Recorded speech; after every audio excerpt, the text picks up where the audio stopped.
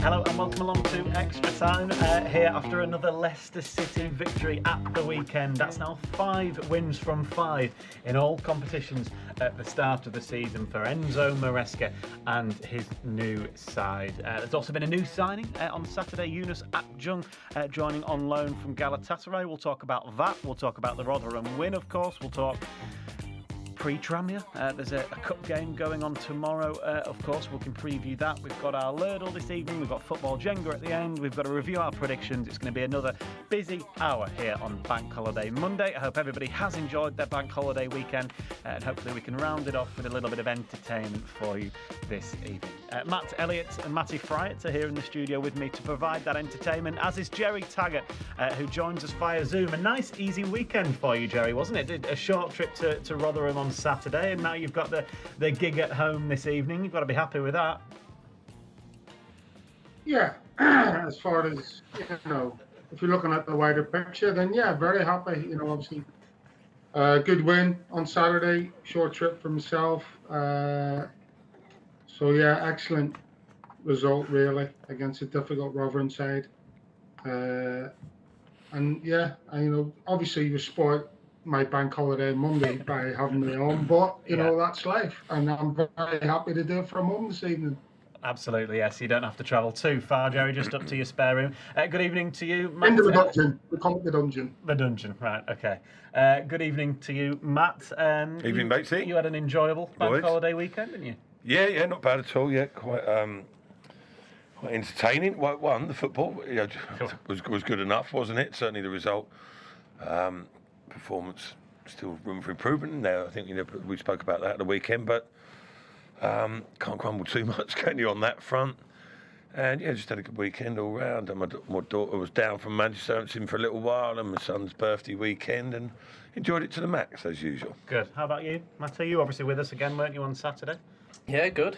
In a good mood, similar to Matt in terms of it was my son's birthday as well this weekend. So yeah, all good. Yeah, looking forward to it tonight. Yeah, good. Feeling good. Good. And it's always good when there's been a win at the weekend and it's another one to talk about. It's been a great start. Yeah, I was thinking about that. How often do you win the opening 5 fixtures or win 5 games in a row? Obviously, the two other boys, you look at probably if they're looking at throughout their career, you don't often get 5 wins back to back in terms of winning. And there's obviously another opportunity tomorrow night to improve upon that and then set up nicely for the weekend. But it's not that often where you get 5 wins, and especially at the start. So it's a great place to be in. But at the same time, it's sort of the other team are now sort of looking up at Leicester and thinking they're the team to catch. So they've got that on top of also the expectation of being the standout team within the league. But it's a great start, isn't it? Really good.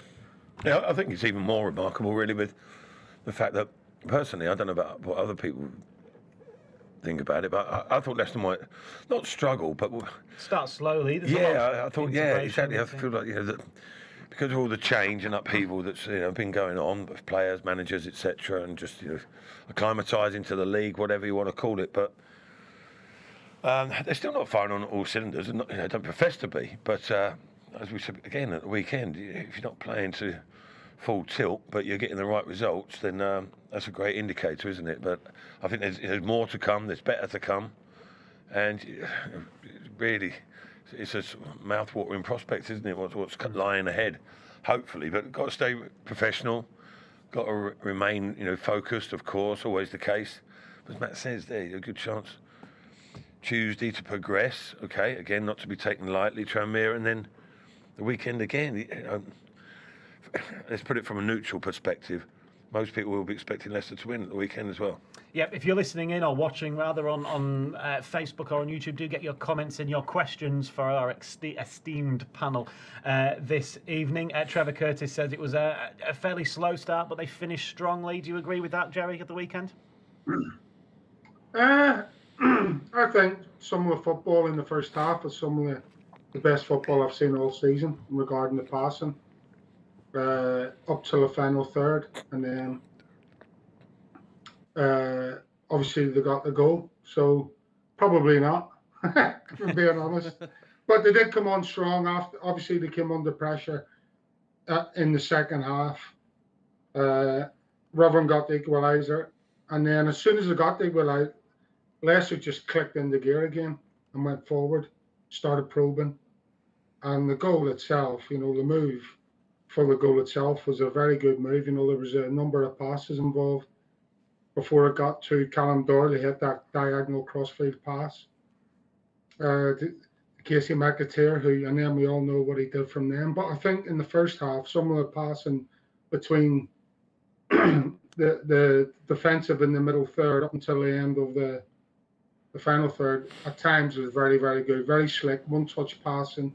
The movement and the positioning of some of the players was really good. So, yeah, I was really impressed by some of the football on Saturday. Obviously, you were there live at the game, Gerry. From watching from afar, was it as controlled as what it looked in terms of a defensive display? Other than the goal, it was restricted to hardly any chances. It looked solid defensively as much as it wasn't super slick from watching. But defensively, they looked solid. Yeah, I think, both away games, I think that's as solid they've looked. As solid as they've looked all season is in both away games. As you say, Rotherham in that second half tried to come on strong, put Leicester under a lot of pressure, a lot of balls coming into the box. They got the goal from across, which is disappointing. But other than the goal itself, I thought that they dealt quite well with the pressure that they were put under. So yeah, we're pretty impressed, I have to say, defensively. Yeah, I thought on the overall performance, you touched on it there, Gerry. For me, as impressive as anything was how they reacted after conceding, really, because there were different phases throughout that game, but they didn't get rattled. Rotherham, the tails were up, they got the goal, they'd applied a bit of pressure.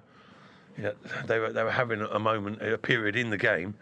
Then they concede that goal, sloppy goal as well. I thought both defenders in the vicinity and the goalkeeper were all a little bit suspect on that occasion, but it was a rarity. That goal, the non-goal conceded that Hugo came off his shoulder offside. Again, they lost the first contact in that, but generally they were first to the ball. But conceding that goal away from home, crowd were up for it. You could hear it. They fancied themselves. Leicester just quashed it, didn't they? All of a sudden, I mentioned it at the weekend. Vardy came on. He said, "Steady, boys, steady. Don't worry, don't panic." And I thought that was quite impressive. They didn't get ruffled, and they regained control of the game, and ultimately got themselves the winner because they were applying that pressure. They weren't hanging on for any period, I don't think, and that's a very good trait to have. Yeah, but and they've shown their quality, haven't they? In all four, even the cup game as well, but particularly the four league games. All the goals, a lot of goals have come fairly late in games as well. The quality is shining through. Yeah, they probably showed the most quality in the cup game, actually, when it was total control from start to finish. But okay, lesser quality opposition, without being too harsh. But yeah. But I mean, listen, not comparing back to our day, but when we got relegated from the Premier League and played in the Championship, we had a team that was probably in relation, more of a Premier League team than maybe this one is now, because of the number of players. But we were all semi-experienced Premier League players. We found it hard to get any free-flowing style about ourselves. We had to grind it out, really, and it is that sort of league. Portsmouth were in the league that they absolutely raced away with it, but it wasn't as straightforward as you might think. And I think Leicester, new players coming in, etc., they're just finding their feet a little bit, and a different way of playing as well to adapt to. So there's many factors to consider, but the fact that they're gelling as well as they are at the moment, Gerry's right. He mentioned that in the first half about slick passing, not in and around the danger zones, but there were little 3, 4, 5 one-touch passes there where they played themselves out of trouble in tight positions. Good understanding, spatially where other players are meant to be, and there's lots of positives I think that are already starting to be a big feature. I think on that, we touched about it at the weekend. The fixtures have been quite kind as well. Yeah. But take away Coventry, the teams that Leicester played in that time, there's all bottom half teams. Cardiff just about stayed up. Obviously, Rotherham normally down the bottom. Huddersfield as well. So that's big, but you can only beat what's in front of you.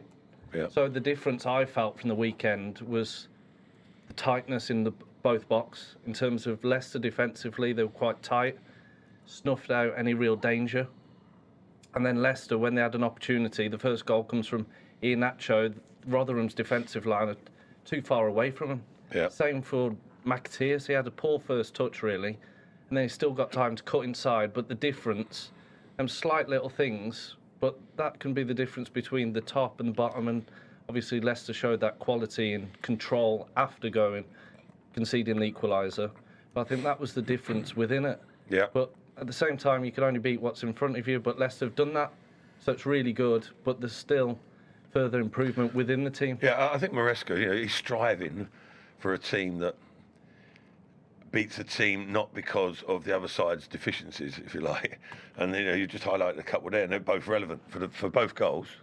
Defensively poor, from individuals, but the general play, it's to get you in a position, isn't it, and to get you a feel of being in control in the game. But then that's when someone's got to execute the bit of individualism, or something a little bit special at the top end of the pitch, and we're working on that being more incisive, maybe more regularly. But again, lots to work on. Keeps being mentioned, but lots to be happy about as well, especially sitting top of the league. Yeah, absolutely. On YouTube, Gerry, the counsellor, as he calls himself, says, evening all. How do our legendary defenders see the team holding out defensively for this tough season? Obviously, a lot more games than in the Premier League. Yeah, Matty's just mentioned it. There's still a long way to go, but the signs are looking good. I thought Yannick Vestergaard had his best game on Saturday against Rotherham defensively. There was a question mark over him for the goal, but I think overall, if you take the whole of the game, then I think defensively he looked pretty solid. There's obviously, in a couple of the home games, you're looking at players, or defenders should I say, switching on when the ball is in transition and getting into good positions a little bit earlier. And that for me is probably where there's a bit of an issue at the moment. And if we can put that right, that's easily fixed, by the way. So basically, when Leicester City are in possession of the ball, you see the three centre halves, or the two centre halves and Callum Doyle on the left side splitting. And really, it's when they lose possession of the ball in the opposition's half, they then have to think danger and get back into a good position in a timely fashion. And once or twice in the opening game and again against Cardiff, they were just, a little bit slow to pick up those good defensive positions after losing possession of the ball. But that will be fixed. And I think you've seen on Saturday, when that happened, defensively they looked like a solid unit for the most part.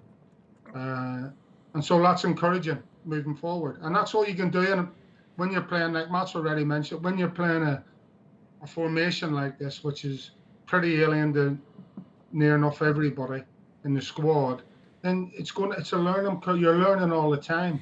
You're learning new things on the pitch as the game goes on. The manager and his coaching staff pick up on that, and then they filter that back down after the game, going into next week, into the coaching sessions, and hopefully the players sort of pick up on that and improve on that. So I guess the fact that they're 4 wins from 4 in the league is testament to the, as Gerry says, it's going to take time, but they've been able to still pick up the results, which is very promising. Yeah, like I said myself, and I think many other people thought it might be a little bit of a patchy start because of those reasons that Gerry mentioned and others, but hasn't been the case. Matty again is right there to mention favourable fixtures without being disrespectful there at all, but everything's sort of come together, but they've earned the victories they've got. I mean, at the weekend, I didn't think it was particularly impressive, all things considered, the actual round performance. But then I looked at the stats and I was like, they've actually sort of controlled that game, albeit, it was almost double possession to Rotherham, away from home. Okay, there wasn't always in advanced areas. It was sort of in and around their own halfway line, possibly, the majority of possession, but 7 shots on target to 1. I didn't think they had as many shots as that, but that was down on the record. And I think, and great advantage of shots all round. So I know stats don't always tell the whole picture, but it's not a bad indication when you're dominating like that. And like I said, I don't think they were anywhere near their free-flowing best, really. I can only see improvement coming from Leicester in terms of performances, not necessarily results. I don't expect them to go and win every game of the season or anything ridiculous, but if we've mentioned it before as well, if Leicester can continue next 2 or 3 games, minimal improvements, similar results, all of a sudden there is going to be a little gap around, and that's going to give them huge confidence going forward.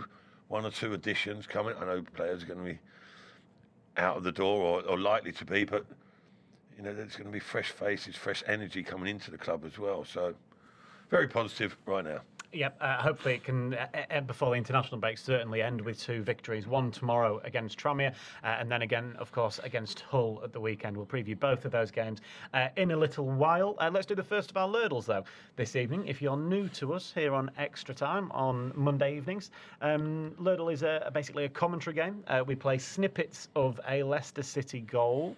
Could be from last season, could be from 20 years ago. You've got to tell me who scored the goal and who it was against. Obviously, as we go on, the clues get easier and easier as the commentary goes on. So you've got 5 seconds here for clue number 1.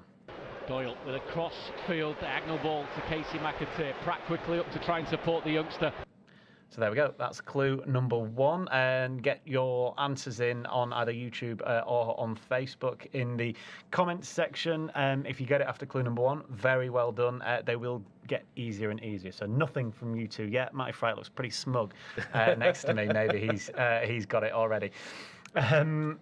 Gerry, I think obviously that one of the worries maybe that supporters may have had going to Rotherham, similar to Huddersfield, I guess, was maybe the style of play that the opposition might make things really, really difficult and hostile for Leicester. They've been able to manage that, haven't they, in those 2 away games so far?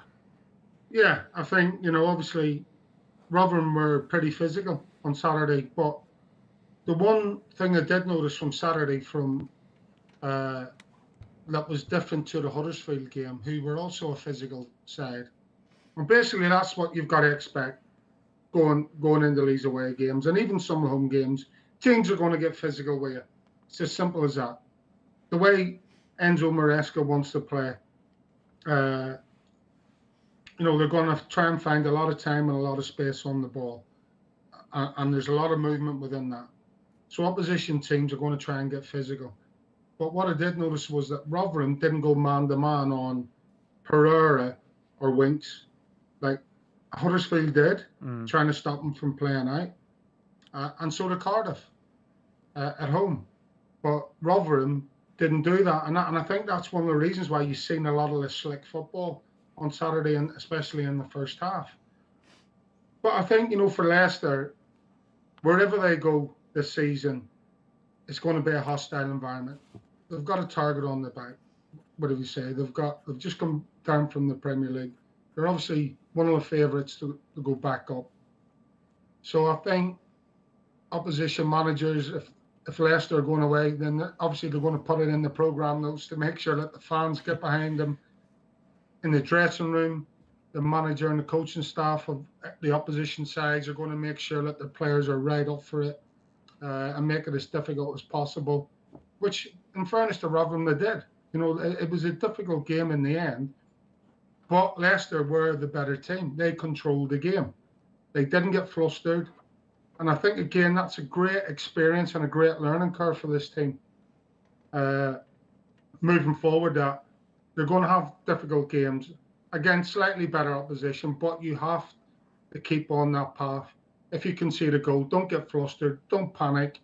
Stick to the process that Enzo's brought in, and you'll get your rewards because, again, what I seen on Saturday was that they were grinding teams down physically.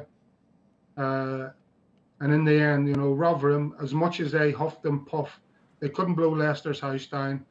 And on the flip side, once they got back into a stride after conceding, it was only a matter of time before Leicester were going to get on the score sheet. So that's a great learning curve and a great deal of confidence to take out of that result. I think they're getting sort of adjusted as well. It isn't, as we mentioned on the programme on Saturday, as physical as previous years in terms of the Championship. Rotherham played a bit of football themselves. It wasn't always into the box. I know Cafu was a threat from his set plays. He had good delivery. But sometimes they could have launched it from a long throw instead, went short. I think that will suit Leicester as well. So if the other team, at times they're going to compete, of course they are, and they're going to go a little bit more direct. But I think it will suit Leicester in terms of, you look at most of the teams in the Championship, they do try and play a lot more than perhaps when I played in the Championship, and the two other lads. It isn't as sort of winning that fight. You win the fight in a different way. But it just shows what encouragement and to a never say die attitude in terms of they could have settled for a point. Yeah. And then they've kept on going, like in the previous games where they're trying to get that winner and keep on going. You've seen last-minute winners. I know this was the 84th minute, but they've kept on going. And then the class tells at the end, but you're wearing the opposition down. And Rotherham were they were, from their perspective, they would have thought, we've done more than enough to get a point, even though they didn't really pepper the goal, or I never felt that Leicester were in trouble in terms of defensively. The goal they scored was a soft one, but I never felt as if they were bombarded in the Leicester goal and it was going to be any case now, they're going to score at any moment. So in that, it was good, solid performance. But then they turned it, started playing a little bit more, as the boys have said.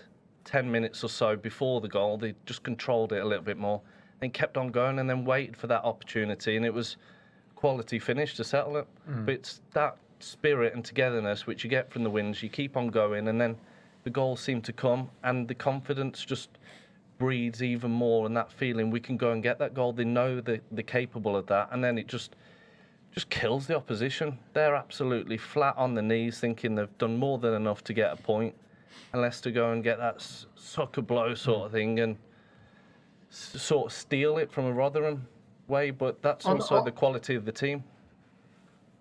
On the flip side, or on the other side, just going on the back of what Matty said, the most pleasing thing for me was the injury time. When was it 7-8 minutes went up, or 6 minutes, whatever it was, went up, and I think it was Callum Doyle run a ball into the corner just before the 90-minute mark. And I'm saying to myself, no, don't run it in the corner, keep passing the ball. And then when the extra time went up, Leicester just controlled the whole of that injury time. For however long it was, they must have had the ball for 90% of that injury time. Just by keeping the ball, keep it moving, come and chase us down, come and win the ball back off us and try and get the equaliser. And Rotherham just didn't have it in them to do it. So that was really pleasing to see from Leicester. Just keep moving, keep passing, and just control the game, seeing the game out.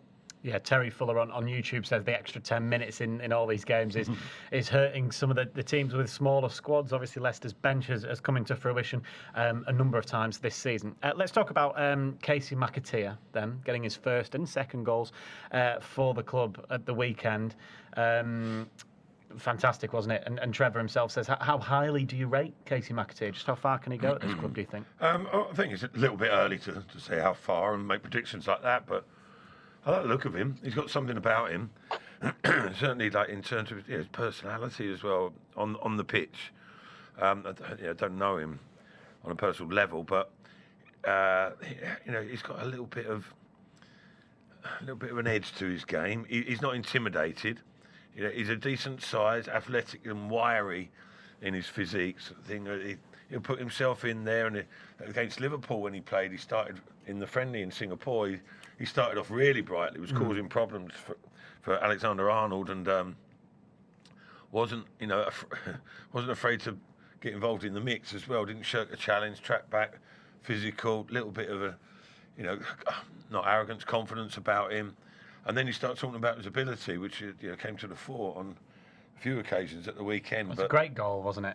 It was a good goal. Yeah, it was a good goal. I mean, it's difficult, especially for him being naturally right-footed, and he's playing out on that wing. He's doing a bit of a job, isn't he? But I mean, again, the first goal, a great leap there. I mean, I know it's all about Iheanacho, really, but McAteer, he knew that ball was going in the back of the net. He knew he had the leap and the march on the defender in front of him, albeit 2 yards out. But that's another string to his bow.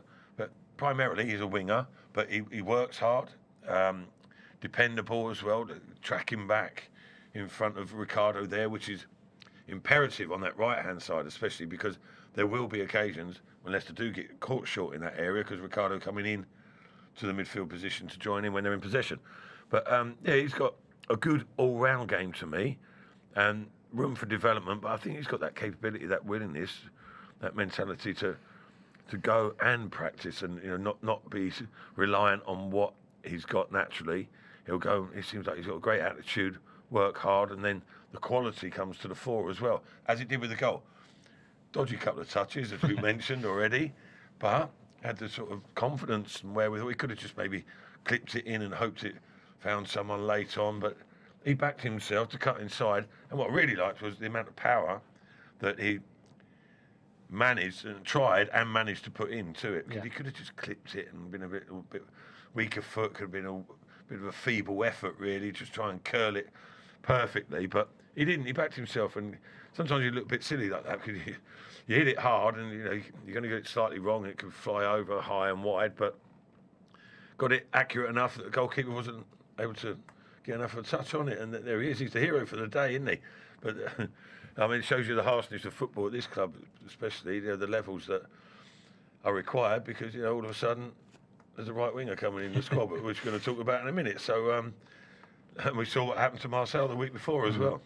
I mean, we'll talk about Yunus Akjung in just a moment, but he rightly so, Gerry, enjoyed the moment, didn't he, Casey McAteer? Enjoyed the adulation that he received from the travelling Blue Army. Fantastic strike, 2 goals, your first 2 for the club that you've been with since I think about 8 years old. Fantastic moment for him, for his family as well. He took all the plaudits after the game. He got a standing ovation.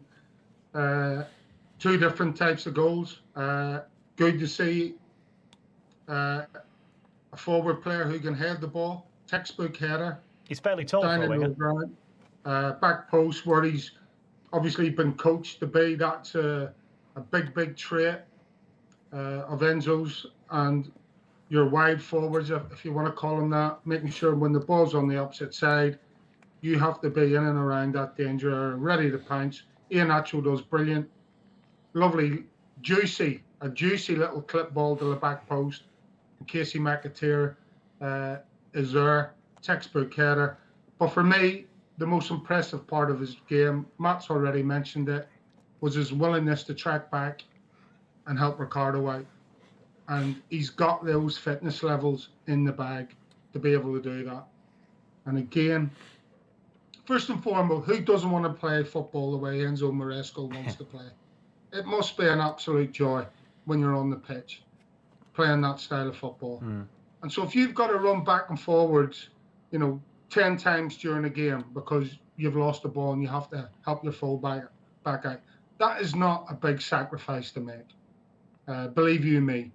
But what he has got, he's got the engine, the fitness levels, and he's got the willingness to do that. So that was the most impressive part for me, apart from obviously the 2 goals and obviously the winning goal. I think the biggest thing for me, looking at it from, say, a forward or even a winger's point of view, the first goal settles him down, whether it's an easy finish, he's trapped the back post and finished it off well, but it just calms you down as a young player. You settle, you can adjust into the game, and the bits in between the goals, he was just sort of tracking back. He was quite calm on the ball, not doing anything spectacular, but you set up by the initial goal, you get your goal, you can calm down, you think, I've earned the right to be in the team with the goal, and then he's trapped back, done to the dirty side of the game as such, neat and tidy in possession, and then he goes and scores the winner, which for a young lad to score that, show that finesse, that confidence which has grown during the game, and then it's a top draw finish. The chop, he's managed to create that for himself and then bent into the top corner, but I think it comes from the initial goal. It just calms you down, it's that, not relief, but that feeling of, yeah, I can do it out here, feeling confident about it, and is sort of merited the selection from his manager, justified that. Not saying that he didn't justify it before, but it's sort of, as any young player, you want to do well and score the goal, and then you can play yourself into the game. Right, let's do clue number 2 for our Lurdle this evening. We've had a number of guesses in already. Thank you very much for those. A reminder, we're looking for the goal scorer and the team that it was scored against. Doyle with a cross-field diagonal ball to Casey McAteer. Pratt quickly up to try and support the youngster, but McAteer is coming across the 18-yard line.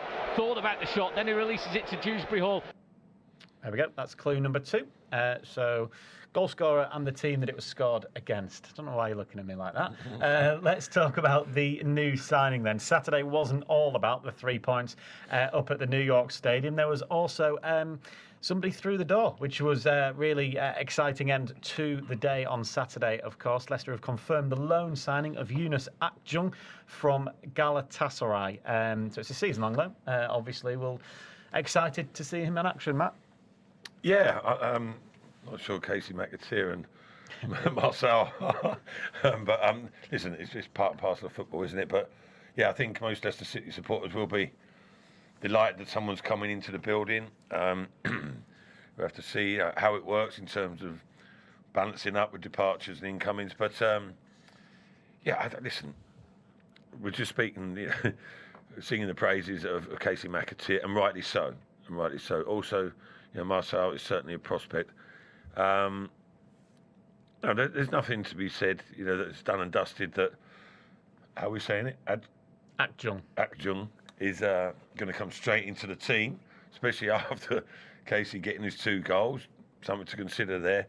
But I think certainly not that he's that experienced, but he's got a decent pedigree there. 23 years of age, been at Galatasaray on loan for a couple of seasons as well, but he's come through the youth ranks at international level with Turkey, and a full international as well. So, he's got a bit behind him, and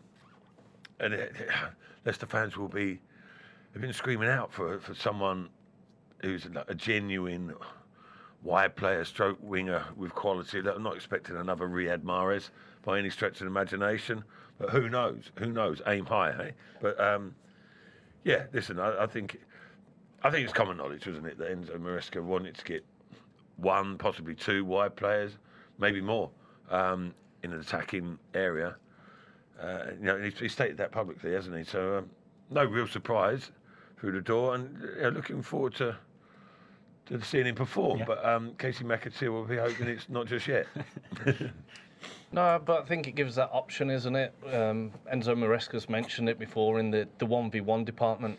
Beat your man, try and get a shot across, whatever it is. We saw, obviously, Casey McAteer's goal was that, facing up his man. Whether his man should have been tight or not, who cares? You can only do what's in front of you, and manage to get a shot away and score a goal. Now, if it comes into the wide players and his pedigree in terms of the season before last, I think he had over 20 goal involvements. Yeah. In the top flight of Turkish football, so he should be able to beat a man or create something. And that's what you're looking for your wide players. I thought the game before against Cardiff, at times, there was opportunities for the wide players to go and express themselves in that 1v1 area. And in all honesty, I felt the fullbacks did a better job on them than what they did. So it's an area where if it isn't quite working, you can either maybe at the minute bring him off the bench, or you've got competition for places in terms of Marcel, you've got McAteer, Mavididi on the other side, so it just changes it. If you're not getting the better of your opponent, then there's possibly a substitution, or you keep on going and keep on supplying, and it looks like he has got goals when given games. Yeah, it's imperative that Leicester have got options in those areas. Something happens, you don't want to be restricted and then just filling gaps to you, but yeah, slowly, the squad's taking shape, isn't it? And it's difficult, when relegation and certain players wanting to go or seemingly wanting to go and get elsewhere, and who do you get in? It's not an easy job, and much going on behind the scenes, I'm sure. Yeah, and obviously, as Matt says there, in case there's injuries, Jerry, but really throughout the season, there's what is it, 8 more games in the Championship to the Premier League. There's a lot of Saturday, Tuesday that goes on, particularly in the winter months as well. So there'll be times when Enzo Maresca has to rotate his squad anyway. Yeah, it goes without saying. There'll be suspensions, injuries. He needs competition for places. Probably the most important thing. You've got 2 young lads who have just burst on the scene, in McAteer and Marcel. And so they're still on a learning curve. And it's gone well for the pair of them up until this point. But Enzo, is looking to improve. There's, as Matt's rightly said, there's experience leaving the club. And as much as he can, you bring as much experience as possible at the right price back into the club. And obviously, with that experience, the quality. Because you can't expect Casey McAteer or, Marcel to go through the whole season scoring goals every game or winning the game for the team. It just won't happen like that. That's the reality of playing so many games in this league. So blooding these two young guys like he has done early on in the season has given a great indication of the potential of these two guys. But now he has to go. He feels like he has to go and get some real quality or some real experience in those positions that more often than not are going to have a telling difference on a game. Well, Graham on YouTube says that he dribbles like Messi and he's got a right foot as well. So if that's anything to go by, it's an exciting signing. You can join us tomorrow evening for Matchday Live. Obviously, Tranmere Rovers in the next round of the Carabao Cup. That is a 7:45 kickoff. That means we'll be live from 6:45 with all of the team news to see if Yunus Akjung will make his first appearance for the Foxes tomorrow evening. Join us for that. We've had a couple of questions in for you guys. Scott Blanky says, or Blankley rather, says, does the panel see any more young players having any breakthrough seasons? Obviously, off the top of my head, and Will Alves, Sammy Braybrook have had a few appearances in the first team, both obviously suffering horrible ACL injuries, but they seem to be on the road to recovery. They could be two that might break through. Yeah, they're the two that spring to mind straight away automatically, aren't they? And I'm not sure of their stage of rehabilitation, but the words that are coming out are pretty positive, aren't they? Huge blow for both of them, though. They're right on the cusp of, certainly Braybrook, of getting involved in not just the first team squad, but possibly getting an appearance or three. But yeah, big shame for him. But again, it's a test. It's part and parcel of football, unfortunately. Test of character coming down the line. But hopefully, physically, they recover, back to how they were, and then, because without doubt, they both got something a little bit out of the ordinary. With Alves, he was basically targeted, with the injury that he received because he was a standout player, certainly in an attacking sense, and Braybrook has got plaudits left, right, and centre for his technical qualities. Those two on the horizon to bolster the squad even more, hopefully, at some stage, possibly. This campaign, I don't know, but one or two. I haven't seen much of the 21s, or is it officially 21s these days, yet this season, so I haven't cast my expert eye over them, but I'll get back to you in the near future, Betsy. Again, young players coming through, particularly from the academy, fans of any club, no matter who it is, love to see that, don't they? Some clubs. I think Leicester embrace it. Other clubs, it can be harder for the younger lads getting through. They have a tougher time of it. I don't know why that applies. But if they show the right sort of attitude in particular, then obviously the being homegrown and coming through the academy system, the fans are always going to get behind. But some clubs, it's the polar opposite. They're only appreciate once they leave the club. I think for Leicester, obviously, they've had success throughout the academy during the years, and it's another one, obviously, another two this season. And someone you mentioned on Braybrook, I think he would have been perfect cover this season for Harry Winks. Yeah. He's ideal in terms of plays similar. It's just unfortunate with injuries, which could be part and parcel of the game. It's just a shame at such a young age picking up a serious injury. So hopefully they have a speedy recovery, but he'd be one I'd see offers perfect cover. You wouldn't need a sort of anyone. He's a ready-made replacement and talented in his own right. It's just shame injury, so it'd be good to get him back as well. Yeah, hopefully we do see them feature at some point this season. We'll do clue number 3 now for our Lardle. We have had 2 clues already. Matt was giving me a weird frown. Well, I'm just a bit worried because I'm thinking it's ridiculously easy, But well, then we'll see. We'll see. I might be making a fool of myself. It is Bank Holiday Monday after all. Thought Yeah. would be maybe generous. Okay. So clue number 3. Here it is. We need the goal scorer and the team that it was scored against. Doyle with a cross-field diagonal ball to Casey McAteer. Pratt quickly up to try and support the youngster, but McAteer is coming across the 18-yard line. Thought about the shot, then he releases it to Dewsbury Hall. Again wanted to shoot, but was closed down by McFadden. It's Mavadidi on the left side of the penalty. You've got it, haven't you? Even me after a long bank holiday get this one, right? Yeah, pretty easy one this week. But if you still haven't got it yet, there will be a 4th and final clue. We'll do that in about 10 minutes or so. A lot of people have already got it correct in the comments section. A few even. There's only 2 games it could be. A few even after clue number 1. So. Oh, no, possibly last year, but no, not with the players that were mentioned at the start. Yeah. Well done, Matt. Really on it tonight. Matty might get this tonight. That's why I was smirking to start with. We've still got to do our Globetrotting. We've got our predictions to do as well. Before we do that, though, Gerry, we'll quickly preview the game tomorrow. I spoke about how you've had a nice, easy bank holiday weekend so far, not had to travel too far. But you do have to travel to the Wirral Peninsula, of course, tomorrow evening. It's another chance, again, to make it, 6 wins from 6 at the start of the season. I'm sure that's where the focus lies for Enzo, playing against a League 2 club in Tranmere. Again, won't be the poshest of stadiums that Leicester ever roll into. No disrespect to Tranmere. And they'll try and make it as hostile as possible on the night, the fans and the players. But I think Tranmere languishing bottom of League 2 at the minute. They got beat by Notts County at the weekend, 2-1. So they're having a bit of a struggle. So again, it's all about the focus for me. It's a game that Leicester will be expected to win because of the league situations, and the difference between the 2 teams. The talent we've seen that is obviously there, starting to hit their stride.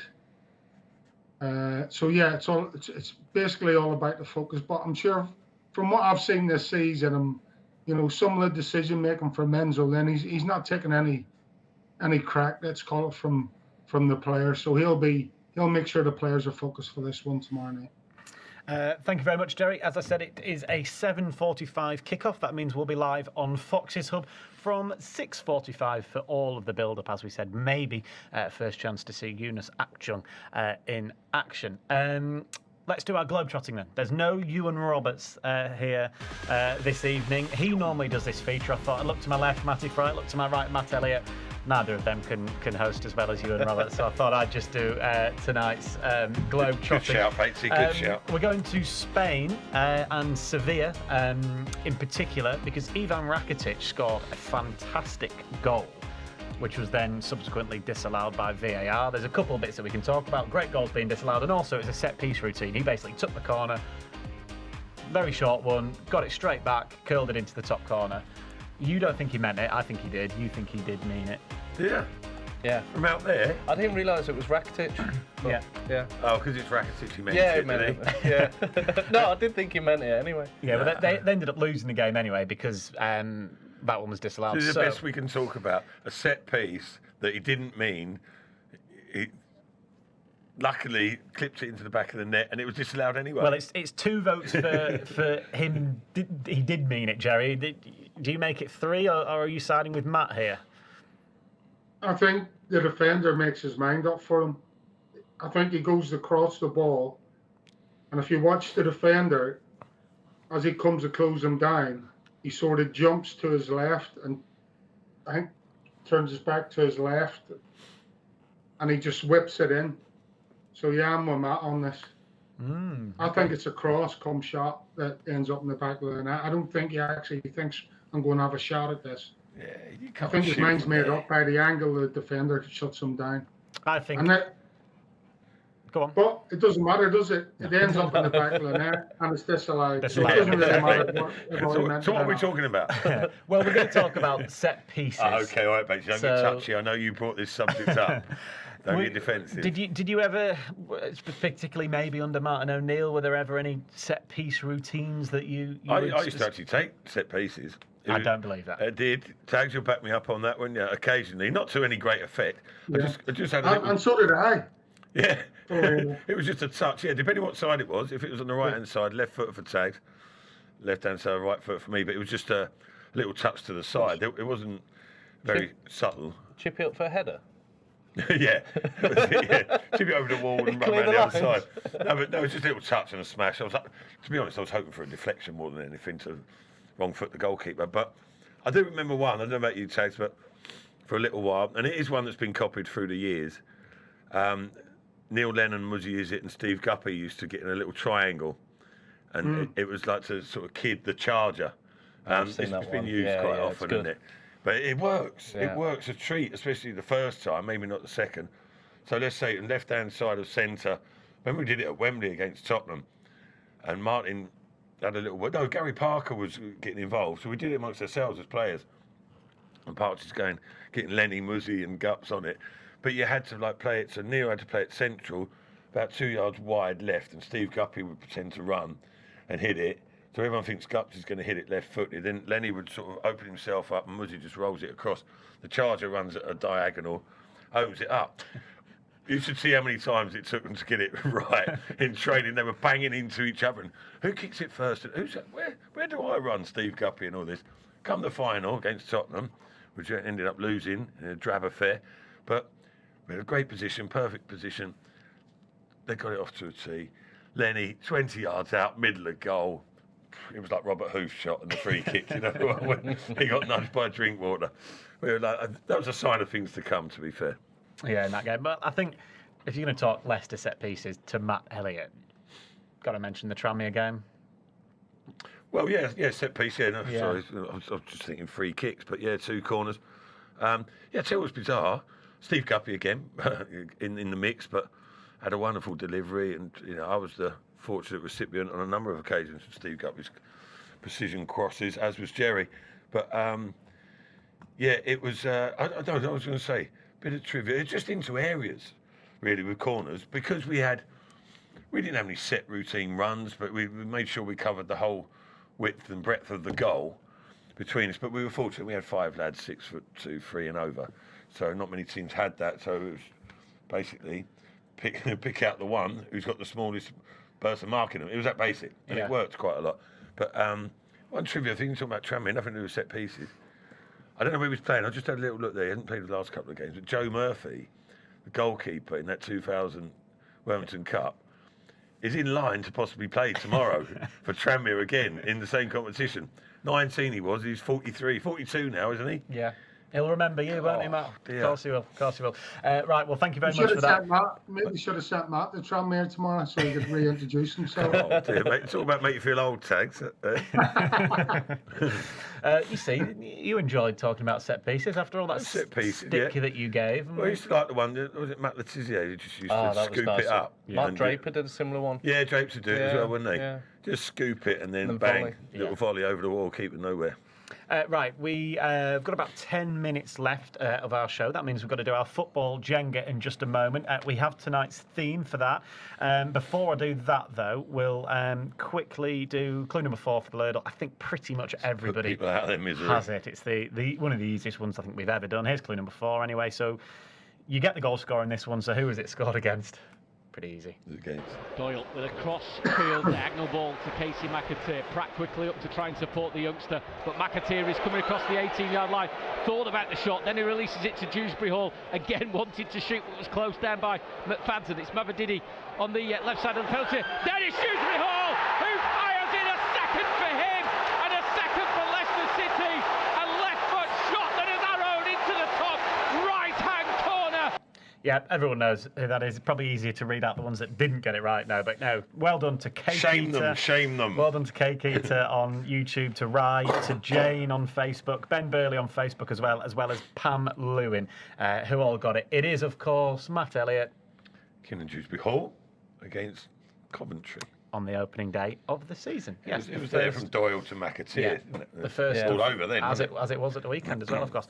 The first of Leicester's 5 wins at the start of this season. Right, speaking of wins, we've got to do our football Jenga then.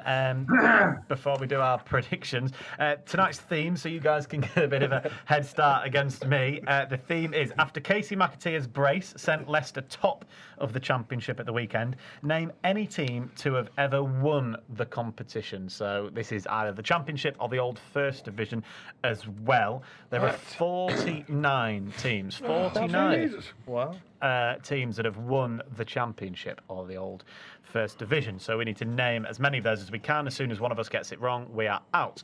Before we do that, while these guys start... To actually win it, Batesy. Sorry, to win it, mate. There. Not promotion, just to win it. Yep. So while these guys get a head start and start scribbling some down, I'll quickly run through the predictions that we did ahead of the weekend. We always do this here on Extra Time.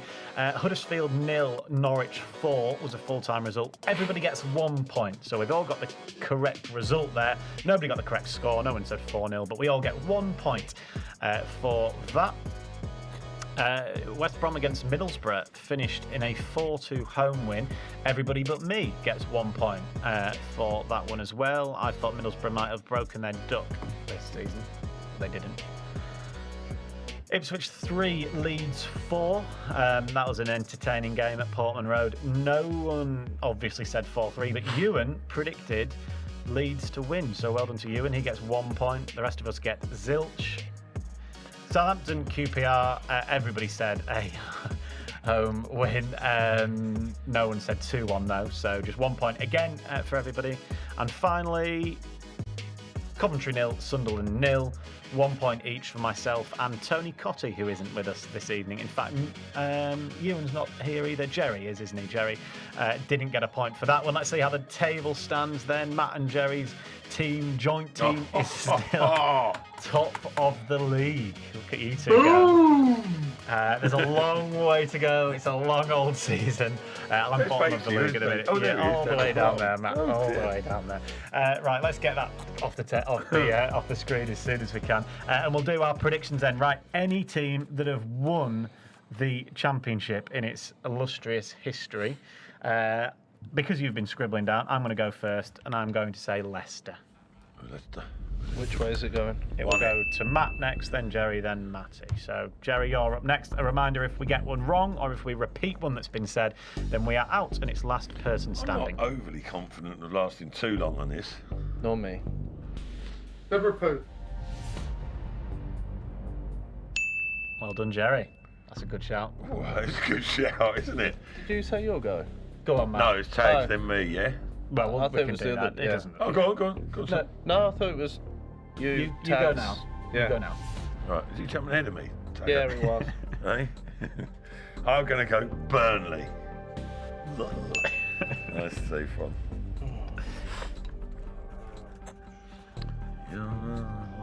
That'll be you now, Matty, please. Reading. Said with conviction. That'll be me now, won't it? And I will say Portsmouth. Use that one from earlier. Yes, I did. I fed you that, didn't I? Right, Matt, you go next then, before Jerry. Oh, it doesn't matter, does it? Well, you just go. It doesn't matter. I'm happy to duck out. I'll be ducking out pretty soon either way. So I'm going Aston Villa.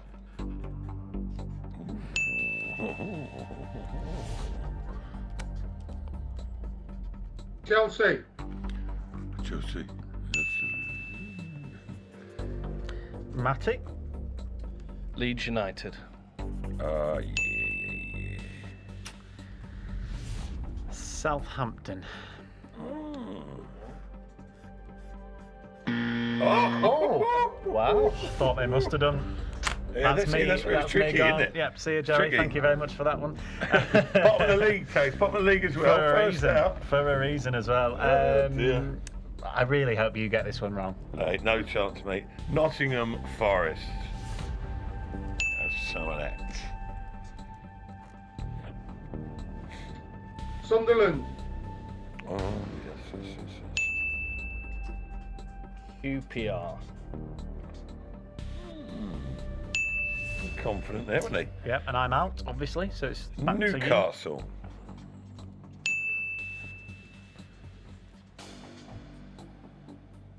Everton. Oh, that's must be back in the day, that, isn't it? Hey. Watford. Oh, that's not a bad shout. Or is it? Oh. It's not a bad shout. It's a terrible It is a bad shout. Watford, they must have wanted the Graham So- Taylor days and all that, didn't they? That's Matty Fryatt out as well. Gerald, me and D, son, do you want to call it quits? We're sitting together on the top of the league in the... Yeah, no wonder you're top of the league, prediction you two. chart. This football knowledge. Right, there we go. Is it me? Is it me? Yeah. Norwich.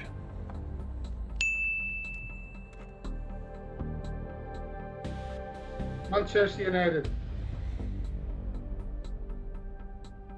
Oh, that's a moment of glory, son. Right. Scratching a little bit now. Let's have a think. I'm going to go Huddersfield. Back in the day. Tottenham. Oh. Jerry's thought outside the box. Did I say that? Don't. Don't tell him. Don't tell him anything. No, I'm just saying, did I say it? I've written it down Tell for him a nothing. second. You're on Wolverhampton your own, sunshine. Wanderers. Who did he say? It's all right, don't worry, just carry on. Wolves. Just have a go, mate. Who did he say? Don't He get said excited. Wolves. Wolves. Who? Wolves. Oh, for God's sake. So nice little head-to-head between you two. It's done that very often, Gerald. Bolton Wanderers. Oh, you should have got that a long time ago. West Bromwich Albion. Oh, good shout.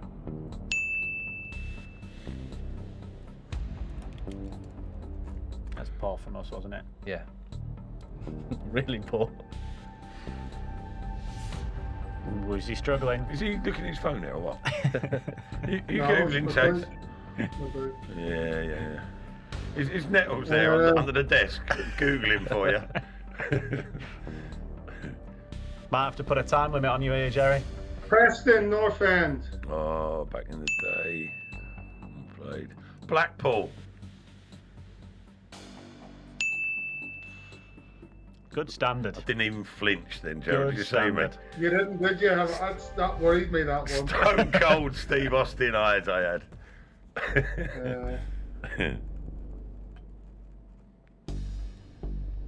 I think you've got this one in the bag, Matt. No, it's all a facade, mate.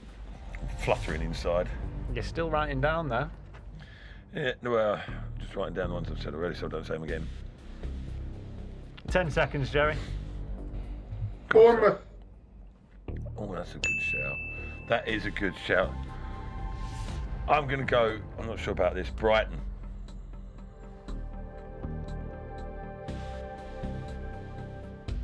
Ah, no. Right, Jerry, get one to win it. Oh, he's got to do this to win it, Yeah, has he? one to win it. It could be Oh, like dear. Rakicic's goal. Back of the net, but doesn't count.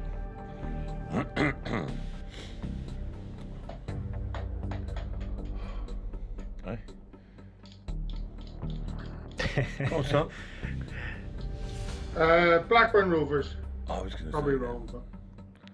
I was going to Wow. say then. Good shout, son.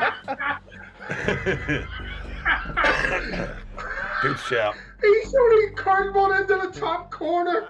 Go with it. Shrewsbury Hall. 2-1. Shrewsbury Hall. Top ends. See you Right, can we later. finish, mate? See, that's enough, Gerald. Cut. Well done, Jerry. Very impressive. Top of the league in the predictions. You've won football Jenga as well at the end. Yeah, fantastic work, Jerry. Can we have a boom then? We've not heard one yet. We did.